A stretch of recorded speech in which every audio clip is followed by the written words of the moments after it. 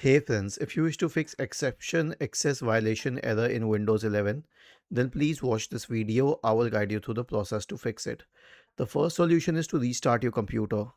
Right click on the start button, select shutdown or sign out and restart your computer.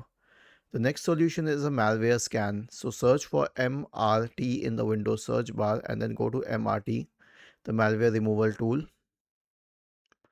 Click on next, choose full scan, next and let it run through. The next solution is an SFC scan. So search for command prompt in the Windows search bar and click on run as administrator. Type the command SFC space / scan now and hit enter to invoke the SFC scan. And the last solution will be to update Windows.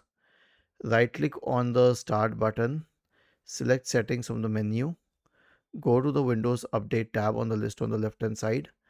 Click on check for updates in the right pane. Was this helpful? If yes, then please subscribe to the channel. If not, then let us know in the comment section of the video on how we could help you further. Thank you for watching this video and have a nice day.